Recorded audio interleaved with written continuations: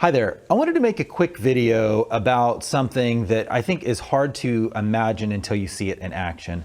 I am often leading churches in the transition from an analog mixer to a digital mixer, and that initially seems more complicated to many churches, and I understand why. It seems like there's a lot more things happening. But the end result of a well-designed digital mixer actually makes life easier on most of your volunteers. And I wanted to take a few minutes and show you why that is. So if you're seeing this video, I probably sent it to you thinking, hey, that you should see this point.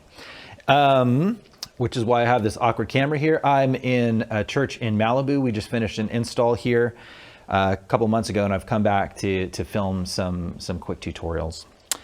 Let's take a look here. This is the Allen & Heath QU5. This is the mixer I generally have churches install. It just came out a few months ago, and it takes a lot of the features of a previous, much more expensive mixer and makes them available at a great price.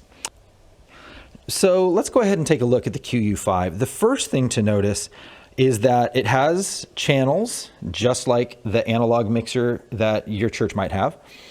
With faders and mute switches, the PAFL button, which is the solo button you might use to listen to things in headphones, and then a select button, and not much more. The giant row of knobs that you have on the channels on your analog mixer, that's all gone.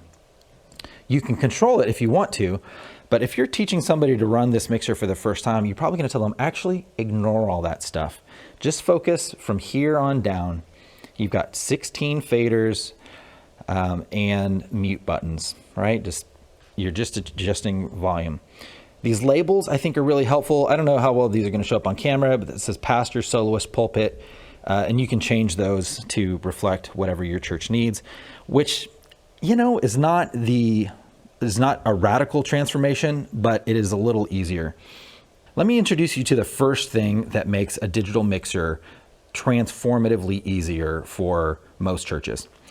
You know how I'm sure you've had this experience where you're running sound on a Sunday morning and you can't figure out what's different. Why is today different than it was last week? Because last week things were fine. This week we're getting feedback all over the place. Things sound bad, and somebody must have changed something, but you have no idea what it is. When that happens with a digital mixer, you just go to recall how it was set up a few weeks ago. So, like any computer, you can kind of save your settings, right? Well, this digital mixer, they call it scenes, but it saves every single setting of every single thing in the entire mixer. And so in this mixer, you will be in the habit of every few weeks when things go well, you'll save a scene, and you'll probably maybe you'll put a date on it. That's what this church does. They have one from 10/30/25 Sunday, 11/14/25. Every few weeks, they save a scene. So that when you come in on a Sunday and things are nuts and you can't figure it out, you say, whatever, I'm just gonna go and restore the settings from 2 Sundays ago or 3 Sundays ago because I know they worked. That Sunday was great, everything was set up correctly, let's just go, and we'll recall it, and you watch the mixer just resets itself to be like it was back that day. So that feature alone is going to be transformative for a lot of churches. It's going to save a lot of Sundays that would have been otherwise pretty rough days. Let me take you and show you the next thing that I think intimidates people about a digital mixer. It has a lot of extra power. That is, on every single input, you have the same options you had on your analog mixer that were all these knobs, right? Your EQs and all this stuff. It's just organized differently. In addition, though, you have a lot of extra tools. So we'll use this channel one right here is connected to this microphone. We'll use this as an example, and I want to show it to you.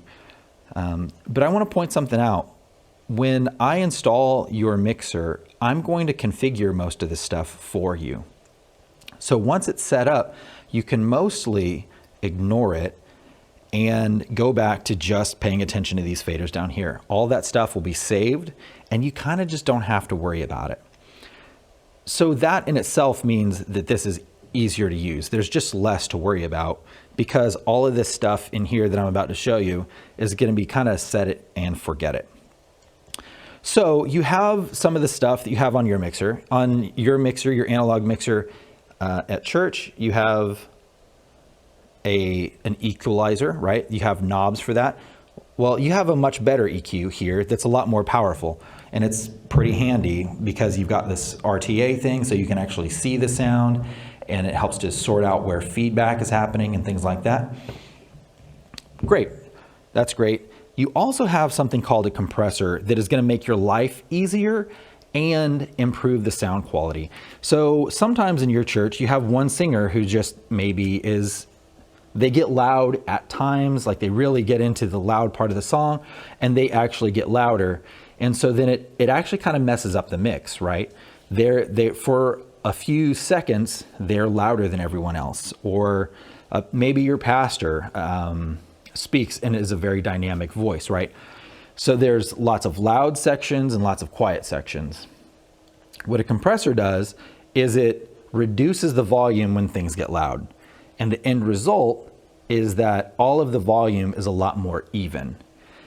That may not sound, I don't know how that strikes you, but that's really, really helpful in making all of the sound, like your whole mix, just work together much better. If you have felt like your mix at church kind of lacks some professionalism, compressors are a big part of why. So having those there and having them already set up is great.